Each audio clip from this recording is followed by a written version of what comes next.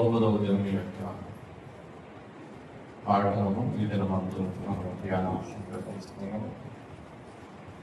మాట్లాడడం 9వ అధ్యాయంలో రాయబడిన కొన్ని సంగతులను ఈ దినమందు మనం వివరించుకుందాం. వాక్యముని చదువుకుందాం. మాట్లాడడం 9వ అధ్యాయము 6వ వచనం. మొదటినాడు యెహోవా ఆ కార్యము చేయగా ఐగుప్తీయుల పశువులన్నీ చచ్చిన గాని ఇశ్రాయేలు పశువులలో ఒకటి చావలేదు. ప్రారంభం చేస్తున్నాం. కృప కలిగిన మా దేవ, మీ నామమును ఈ దినమందు సన్నిధిలో చదవబడిన వాక్యంలో నుండి కొన్ని మాటలు మాకు బయలుపరిచి బోధపరిచి వివరణ ఇచ్చి మీరేమని పొందము.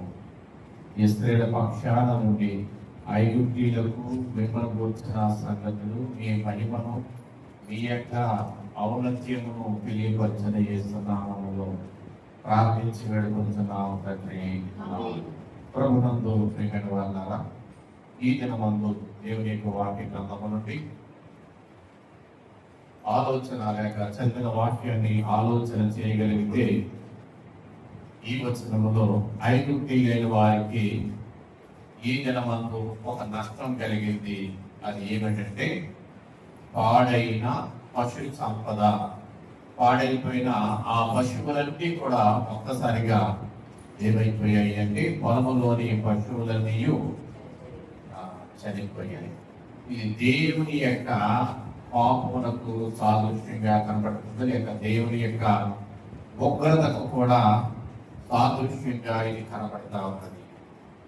ఎందుకు పాడైపోయాయి అంటే దేవుని ప్రజలైన వారిని శ్రమ పెట్టడాన్ని బట్టి దేవుని ప్రజల పక్షాన దేవుడు ఇశ్రాయేలు పక్షాన ఉండి ఏం చేస్తున్నంటే వారి మీద శత్రువులుగా వారిని ఇబ్బందికి గురి చేసిన వారి విషయంలో దేవుడు ఇప్పుడు న్యాయం చేస్తూ ఉన్నాడు. ప్రభువులో ప్రియమైన వారులారా, ఈ దినమందు పాడైపోయిన వారి యొక్క ఆస్తి, వారి యొక్క జీవనాధారాలను ఈ పశువులు వారు ఉదయాన్నే లేవగానే ఖచ్చితంగా టీ తాగి వారు కాఫీ తాగి వారు ఉండొచ్చు, లేకపోతే ఆహారం తినడానికి పెరుగు సమృద్ధిగా వారికి ఉంది. అయినప్పటికీ ఈ ఈజిప్ట్ దేశం లేక ఐగుప్తు దేశము ఇంచుమించు భారతదేశం ఎలా ఉంటుందో అలానే ఉంటుందట. చూసిన వారు చెప్పడాన్ని బట్టి నేను చెప్తా ఉన్నాను. మన దేశం ఎలా ఉంటుందో ఇంచుమించుగా ఐగుప్తు దేశం కూడా అలాగే ఉంటుందని అక్కడ చూసి వచ్చిన వాళ్ళు చెప్పడాన్ని బట్టి నేను చెప్తా ఉన్నాను.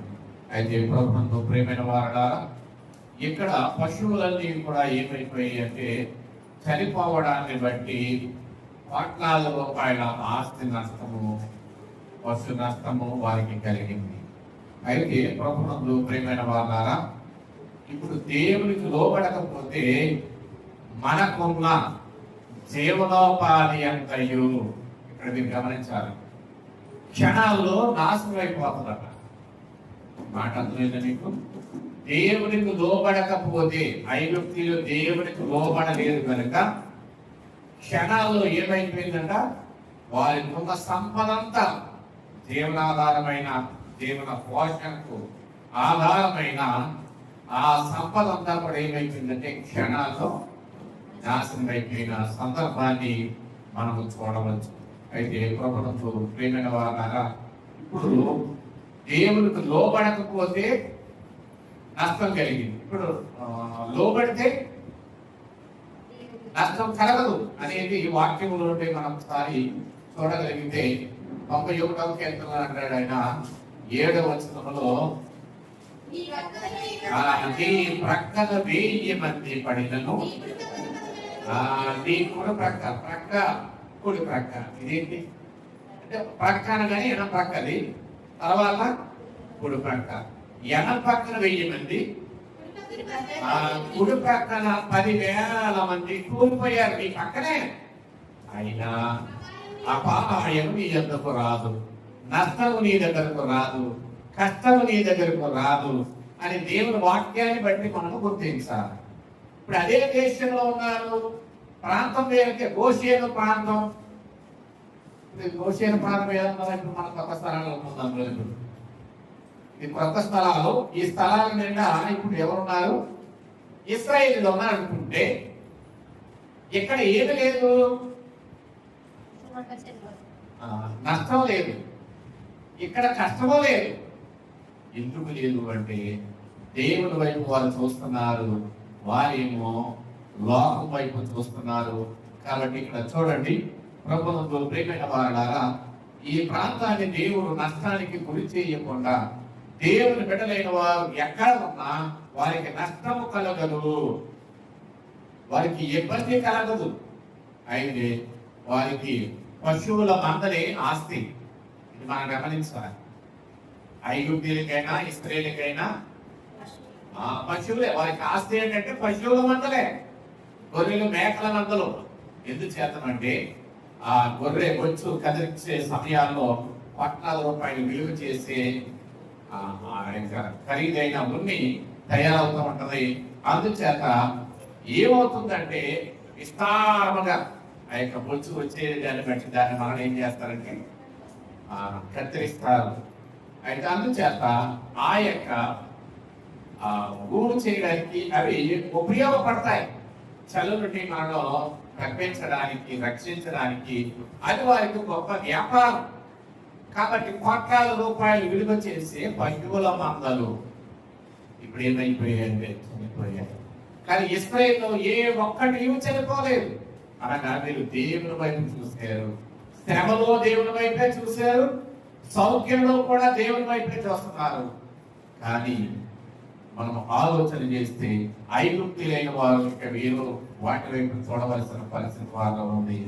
దేవుని వైపు చూడలేక, దేవుని మహిమను కనుగొనలేక, దేవుని యొక్క రక్షణలోనికి రాలేక ఉన్నదంతా పాడు చేసుకున్న పరిస్థితి అక్కడ మనకు కనబడతా ఉంది. ఇక రెండవదిగా ఈ అధ్యాయంలో ఏం కనబడుతుంది అంటే 9వ అధ్యాయంలోనే 25వ వచనం.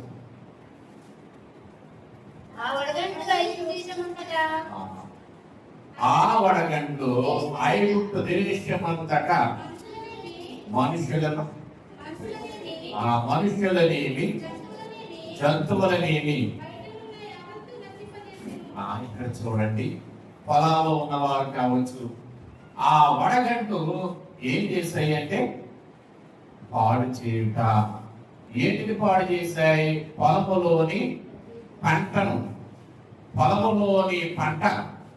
అక్కడ ఏం పశువులు చనిపోయాయి మొదటిగా, మరలా తినడానికి తిండి లేని పరిస్థితి, ఆహారమును పాడు చేయుట.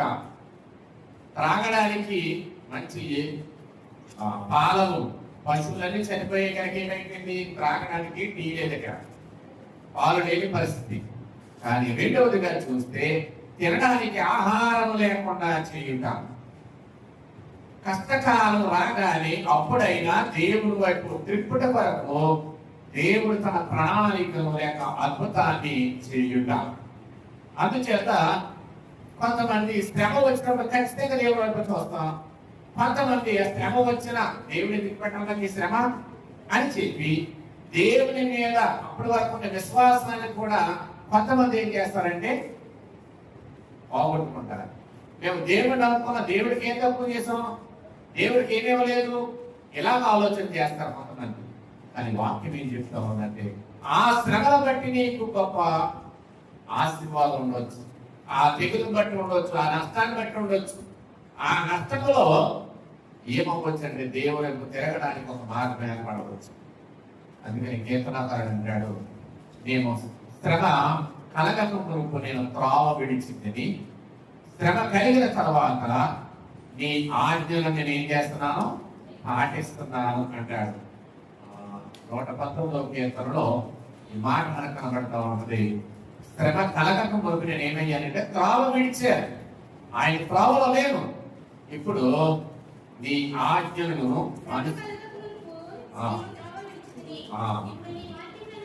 నీ వాక్యమును అనుసరించి నడుస్తున్నాను కనుక ఇప్పుడు శ్రమ కలిగిన తర్వాత వాక్యం అనుసరిస్తున్నాడు. ఇక్కడ చూడండి, ఎవరైనా శ్రమ కలగక ముందు ఎప్పుడైనా వాక్యంలో వస్తారా? వచ్చేవాళ్ళు ఉంటారు, రాని వాళ్ళు కూడా ఉండవచ్చు. కానీ వాక్యం ఏం చెప్తా ఉంది అంటే శ్రమ కలిగిన దేవుని యొక్క చూడడానికి అవకాశం ఉంటది. ఇప్పుడు ఐగుప్తీయుల యొక్క పంటంతా పాడైపోయింది. ఇక్కడ ఇప్పుడైనా వారు ఏం చేయాలి? అయ్యో పశువులు పోని అనుకుంటే పండిన పంటంతా పాడైపోయింది. అయితే ఇక్కడ మనం ఒకసారి ఆలోచన చేస్తే ఎంత కష్టపడి సంపాదించినా ఈ సంపద అంతా దేవుని ఆశీర్వాదం లేకపోతే అది నిలవదు. కష్టాన్ని పడ్డది. ఈ సంవత్సరం చాలా పంట వేసాను, ఈ పంటంతా ఏమైపోయింది? అయ్యో ఇక్కడ పంటంతా పాడైపోయింది. ఎన్నో ఆశ పెట్టుకుని పంట మీద నేను పంట వచ్చిన తర్వాత, లాభం వచ్చిన తర్వాత అప్పులు తీర్చాలనుకున్నాను, లేకుంటే ఏదైనా చేయాలనుకున్నాను. అందుచేత పంట పండడాన్ని బట్టి ఏమవుతుంది అంటే సంతోషం కలుగుతుంది. పంట పండడం, పంటకు ఏం చేయాలి? పెట్టుబడి పెట్టాలి. కొన్ని వేల లక్షల రూపాయల పెట్టుబడి పెడతారు పంటకు. ఈ పంట చేతికి రాకపోతేనో అయ్యో బాధ. అంతే సింపుల్ గా పంట చేతికి రాకపోతే బాధ, అంతేనా? ఇంకొక ఆయనకేమో లోకాసు వార్తలో బాగా పండేసిందట. ఇప్పుడు ఆయన అంటాడు, ఏమంటాడు తెలుసా? నా ప్రాణమా, నా జీవిత కాలానికి సరిపడే పంట పండేసింది. అప్పుడు అతడు ఆ పంట సమకూర్చుకుని ఎక్కువైపోయి కొట్లు ఇప్పించి మళ్ళా కొట్లు కట్టించాడు. అంటే ఆ పంటను దాయడానికి ఇంకా పెద్ద పెద్ద గొడవలు రెడీ చేశారు. కానీ దేవుడు అంటున్నాడు, వెర్రివాడ. ఏమంటున్నాడు? వెర్రివాడ, ఈ రాత్రే నా జీవిత కాలం అంతా కింద తాగనంత పంట ఉంది, ఇప్పుడు నాకు ఏ భయం లేదనుకుంటున్నావు నీవు. ఆ పంట పండడానికి ఆశీర్వదించింది నేను, కానీ ఇప్పుడు నీవు నా దేవుడిని ఎంతగా ఆశీర్వదించడానికి మానేసి ఏమన్నావు? ప్రాణంతో చెప్తున్నా. ప్రాణం పెట్టింది ఎవరు? ప్రభుత్వం. ప్రియమైన వాళ్ళారా, ప్రాణముతో ఆయన అనుకుంటున్నాడు ఏమని? వెర్రివాడా అని దేవుడు అంటున్నాడు. ఈ రాత్రి ఒకవేళ నీ ప్రాణం తీసేస్తే ఈ పండిన పంటంతా ఏమైపోతుంది? ఎవరు తింటారు? కొట్లు విప్పించావు, విస్తారమైన ధాన్యాన్ని నిల్వ చేసావు, కానీ ఈ రాత్రి ఈ ప్రాణాన్ని తీసేసుకున్నాను అనుకో, ఈ పండినంతా ఎవరు పాలవుతుంది అని ఒక ప్రశ్న అక్కడ మనకు కనపడతా ఉంది. ఇక్కడేమో పండిన పంటంతా చేతికి రాకుండా నిర్మాకాండంలో పాడైపోయింది. ఇప్పుడు పంట వచ్చినప్పుడేమో అతిశయం, పంట వస్తే నేను కాబట్టి అనుకుంటాడేమో అని అప్పుడే అన్నాడు. దేవుడు ఏమంటాడు తెలుసా? వెర్రివాడ అంటున్నాడు. తెలివైన వాడు వెర్రివాడ, బాగా పంట పండిస్తే. మరి దేవుడు ఏంటి వెర్రివాడ అంటున్నాడు? వెర్రుడు అయితే పంట ఎలా పండుతుంది ఎవరు చెప్పు అన్నాడు ఆయన. లోక జ్ఞానము దేవుని దృష్టికి వెర్రితనమే. లోక జ్ఞానము దేవుని దృష్టికి వెర్రిది. కాబట్టి అంటాడు, వెర్రివాడ, నీవు ధనవంతమై ఉండొచ్చు, నా కృపను బట్టి నీవు పంట పండించావు, కానీ నా దేవుడు నాకు ఇచ్చేదని కృతజ్ఞత లేకుండా ఏమంటున్నావు? నా ప్రాణమా తిను తాగు. అదే ఉంది ఎక్కువ. ఏముంది? తినడము, త్రాగడం. నా జీవితం అంతా లైఫ్ లాంగ్ ఏం చేసి దొంగపడవచ్చు అనుకుంటున్నాడు. అనుకునే సమయానికి దేవుడు అన్నట్టు చాలా భోగం ఎక్కువైంది, ఇక చాలు అంటున్నాడు దేవుడు. అలాంటి పరిస్థితి ఇప్పుడు ఐగుప్తునికి ఎదురైంది. ఎలాంటి పరిస్థితి? వాళ్ళకు పొలాలు ఉన్నాయి, నైలు నదిని నమ్ముకొని, నీటిని నమ్ముకొని విస్తారమైన పంటలు వేసారు. ఆ పంటలన్నీ ఇప్పుడు ఏమైపోయాయంటే దేవుడు ఒక్క క్షణములో వడగంటను పంపించి, ఆ దేశమైన తర్వాత ఎప్పుడు అంతటి పెద్ద పెద్ద వడగంట పడలేదు, పంట నష్టం కలగలేదు. ఎప్పుడు అలాగే ఉంటుంది అనుకున్నాం. దేవుడు ఉగ్రత వచ్చినప్పుడు ఏది మిగలదు అని వారు గ్రహించలేకపోయారు. కానీ వాక్యం ఏం చెప్తుందంటే హగ్గయి గ్రంథంలో 1వ అధ్యాయము 6వ వచనాన్ని చూద్దాం. మీరు విస్తారంగా చాలా ఎకరాలు చేసినా మీకు కొంచెమే పంటను, మీరు భోజనం చేశారు, ఇక చూడండి ఏమంటున్నాడు దేవుడు వాళ్ళని. ఎవరిని అంటున్నారు? భోజనం చేశానన్నా ఇప్పుడే, కానీ ఆకలి తీయలేదేంటి అంటే దేవుని సెలవు లేకుండా ఎవడు భోజనం చేసి తృప్తి పొందగలడు అని వాక్యం చెప్తాం. దేవుని సెలవు లేకుండా ఎవడో భోజనం చేసి ఏం చేయలేడట? తృప్తి పొందలేడు. అందుచేత మీకు ధనమును సంపాదించుకోవడానికి సామర్థ్యం కలుగజేసేవాడు ఆయనే వాక్యమే చెప్తా ఉంది. కాబట్టి వాక్యం ఏం చెప్తా ఉంది అంటే ఈ దినమందు దైవ గ్రంథంలో మనం ఒకసారి ఆలోచన చేస్తూ ఉంటే పొలంలోని పంటంతా పాడైపోయింది. ఒకవేళ కొంత పండింది, ఆ పండినంతా తిందాం అనుకుంటే ఆకలి తీరని పరిస్థితి కనబడతా ఉంది ఐగుప్తు లేని వారికి. కానీ మూడవదిగా చూస్తే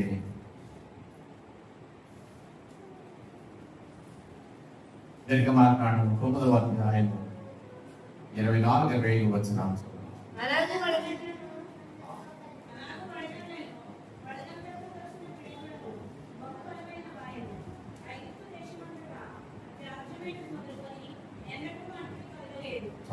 చూడండి. ప్రదర్శింపబడుతున్న దేవుని బలం, ఆయన బలానికి ఎవరు తాళలేరు అని చెప్పడానికి దేవుడు ఈ వచనంలో ఏమంటున్నాడంటే దేవుడు ప్రేమ కలిగిన వాడే కాదు, ఆయన పగ తీర్చడం లేక తీర్పు తీర్చడానికి ఇశ్రాయేలు పక్షాన వారు ఎన్ని శ్రమలు పెట్టారో అన్ని శ్రమలకు తగ్గట్టుగా ఏమొస్తుంది? న్యాయపు తీర్పు. ఏ తీర్పు ఇది? ఇశ్రాయేలు పక్షాన న్యాయవంతుడే దేవుడు ఐగుప్తులకు తీర్పు తీరుస్తా ఉన్నాడు. ఆయన ప్రేమ కలిగిన వాడైనను ఎలాంటి వాడిగా ఉన్నాడండి? దినమందు న్యాయవంతుడిగా కనబడుతున్నాడు. ఆ జడ్జిమెంట్ అనేది ఆయన ఇస్తున్నాడు.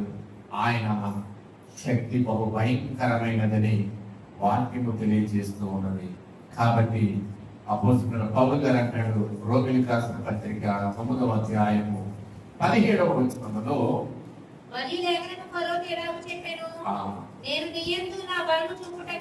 నేను నీ యందు నా బలమును చూపుటకును నా నామము భూలోకమంతటా ప్రచురమగుటకును. చూడండి, అందు నిమిత్తమే నేను నిన్ను నియమించితిని. కాబట్టి ఇవే కావాలంటే వృద్ధి కావాలను. ఇవే కావాలి, అన్ని విషయాల్లో దేవునిలో వృద్ధి కావాలను. లోకములో వృద్ధి అయితే ఏమవుతుందో ఇప్పుడు చూసాం. దేవునిలో వృద్ధి కావాలి. లోకములో వృద్ధి అయితే ఉన్నపాటినే దేవుడు ఏ క్షణములోనైనా ఏ పిలుపైనా ఇవ్వచ్చు, ఆయన ఏవైనా చేయవచ్చు. కానీ దైవ గ్రంథంలో మనం ఆలోచన భక్తుల సహవాసం. అందుకని మహాజ్ఞాని రాజైన సొలొమోను రాస్తుంటాడు, సామెతల గ్రంథము 13వ అధ్యాయము 20వ వచనములో, జ్ఞానుల సహవాసము చేయువాడు జ్ఞానము గలవాడను. ఇక్కడ చూడండి, అదే విషయాన్ని యెహోవా యందు భయభక్తులు కలిగి ఉంటే, ఇప్పుడు ఇశ్రాయేలుకి ఏముంది? జ్ఞానం ఉంది. వీళ్ళు ఎవరి సహవాసం ఉన్నారంటే దేవుని సహవాసంలో ఉన్నారు కనుక భక్తిపరుడుగా వారు ఉన్నారు. కాబట్టి ఆ జ్ఞానము గొప్పది. జ్ఞానుల సహవాసము అవసరం. భక్తుల సహవాసమే జ్ఞానుల సహవాసము. ఎబ్రీ పత్రిక 10వ అధ్యాయం 25వ వచనాన్ని చూద్దాం.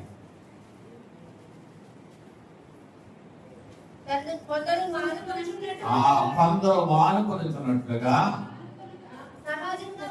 సమాజముగా కూడుకునుట మానక ఏం చేయాలంట? రాత్రి రాలేదే అని అడుగుతూ ఆ దినము సమీపించు. ఏ దినం అది? తైలాభిషేక పండుగ దినమా? ఈస్టర్ దినమా? అంటే ఇక్కడ అంటాడు, ఏ దినము? ఆయన రాకడ దినము సమీపించే కొలది. మనం రాకడ దినాల్లో ఉన్నాం. దినములు చెడ్డలు కనుక సమయం ఒప్పుకోనియక సద్వినియోగం చేసుకుని వాక్యం చెప్తా ఉంటే ఇక్కడ చూస్తున్నప్పుడు ఒకరినొకరు ఏం చేసుకోవాలట? హెచ్చరిక చేసుకో. ఇది కష్టంగా ఉంది. ఇది ఎలా ఉంది? వాక్యములు ఉన్నదే, నేను సొంతంగా ఏం చెప్పట్లా. ఎబ్రీ పత్రిక 10:25 ప్రకారం ఒకరినొకరు ఏం చేసుకోవాలి అంటే హెచ్చరించుకోండి. దేవుని తనకి మానకూడదు, దేవుని సన్నిధికి మానకూడదు అని ఒకరినొకరు ఏం చేసుకోవాలి? హెచ్చరిక చేసుకోండి. మనము దేవుని వాక్యం ద్వారా హెచ్చరిక చేసుకోం, ఇంకా వేరే రకంగా హెచ్చరిక చేస్తారు కొంతమంది. ఆడదాన్ని హెచ్చరించడం పెట్టి అనుకునే పరిస్థితులు ఉంటాయి. కానీ వాక్యంలో మనం చూస్తే ప్రభువును ప్రియమైన వారి ద్వారా దేవునిలో ఉన్న మనము లోకములో కలవకూడదు. ఎవరు కలిసిపోవాలి? సంఘం 5వ చంద్రాస్త్రం లోకముతోని సంఘము కూడా ఏకమాయను ఏమి చేపట్టి నేను ఈ సంఘం మీలో ఉండవలసిన సంఘం లోకాశలోకి లోనై లోకములో కలిసిపోతా ఉంది. ఇప్పుడు రాకడం ఎలాగెత్తబడింది సంఘం? అందుచేత మన ఆశ ఆలోచన అంతా దేవుడి వైపు ఉంటే, దేవుడి సహవాసములో ఉంటే పాపములో ఉండకుండా పరిశుద్ధమైన స్థితి కలిగి ఉంటాం. సొదొమ గొమొర్ర అనే 2 పట్టణాలు మీకు ఆదికాండం 19వ అధ్యాయంలో కనపడతాయి. కానీ ఆ యొక్క పట్టణంలో ఒకే ఒక కుటుంబము లోకముతో కలవకుండా దేవునిలో ఉండగలిగింది లోతు కుటుంబము. అయితే సొదొమ గొమొర్ర 2 పట్టణాల్లో కూడా లక్షలాది జనాంగం ఉన్నారు, కానీ దేవునిలోనే ఉన్నారు ఈ కుటుంబం. లోకములో ఉంది. ఆ 2 పట్టణాలు కూడా ఎలా ఉన్నారు? లోకంలోనే ఉన్నారు కనుకని అగ్ని గంధకముల చేత ఆరిపోయారు, నాశనమై మరణమైపోయారు. అలాంటి పరిస్థితి ఎవరికి రాకూడదని కోరుకుందాం. యాకోబు పత్రిక 4వ అధ్యాయము 4వ వచనాన్ని చూద్దాం.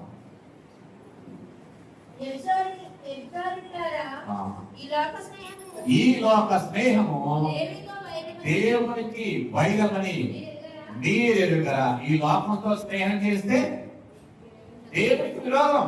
మరి మనం లోకంలో ఉన్నాం కదా అనుకుంటారేమో. లోకములో ఉన్నాము, దేవునిలో ఉన్నాం అనేది గుర్తించుకోవాలి మనం. తామరాకు నీటిలోనే ఉంటది, కానీ నీళ్ళు అంటే నీరు ఎందుకు అంటే దేవుడు దానికి ఒక వరం ఇచ్చేది. నీటిలో ఉండి పెరుగుతుంది, ఆ నీటిలో తీస్తే వాడిపోతుంది, కానీ నీటిని మాత్రం తన మీద ఉండనియ్యారు. ఎప్పుడైనా గమనించండి, తామరాకును చూసి నీరు పోసి చూడండి, నీరు ఎప్పుడు పీల్చుకోలేదు, ఎప్పటికీ పీల్చుకోదు. ఎందుకు అంటే దేవుడు తామరాకి ఏమి ఇచ్చాడు? ఒక వరం ఇచ్చాడు, నీటిలో బ్రతుకు కానీ నీరుని పీల్చుకోవద్దు అని. ప్రభువునందు ప్రియమైన వాళ్ళారా, లోకములో ఉన్న మనము లోకములో ఉండి దేవుని కొరకు బ్రతకాలా. లోకములో ఎందుకు బ్రతకాలి అంటే దేవుని కొరకు బ్రతకాల. ఇక్కడ చూడండి, రోమీయులకు రాసిన పత్రికలో పౌలుకు రాస్తామంటాడు 12వ అధ్యాయము 2వ వచనం. మీరు ఈ లోక మర్యాదను అనుసరింపక. లోకంలో ఏమున్నాయి? మర్యాద ఉండదండి, వెళ్ళకపోతే మర్యాద ఉండదు. అందుకే వెళ్ళాను, అందుకే ఎక్కిపించాను. మీ మర్యాద చూసుకుంటే ఇది దేవుని దృష్టికి మంచిది కాదు అని చెప్తా ఉన్నారు. కాబట్టి పౌలు గారు ఏమంటున్నారంటే చాలా హెచ్చరిక చేస్తారు. పౌలు గారు లోకంలో ఆయన చూసిన ప్రతి విషయాన్ని కూడా దేవుని వాక్యం ద్వారా ఆయన ఏం చేశాడు అంటే హెచ్చరిక చేశాడు. కాబట్టి ప్రభువునందు ప్రియమైన వారులారా, మనము లోకముతో కలవకూడదు అన్నాం. మూడవదిగా మనం చూస్తే నీ భక్తిని దిగజార్చే పరిస్థితులు కూడా లోకస్తుల ద్వారా కలగవచ్చు. అందుచేతనే కీర్తనాకారుడు అంటాడు, 1వ అధ్యాయం 1వ వచనంలో దుష్టుల ఆలోచన చెప్పుకున్నాడు.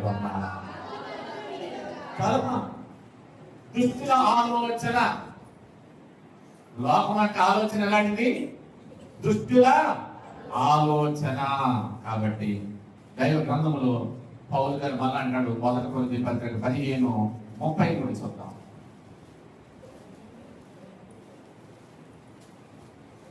1 కొరింథీ పత్రిక 15:33.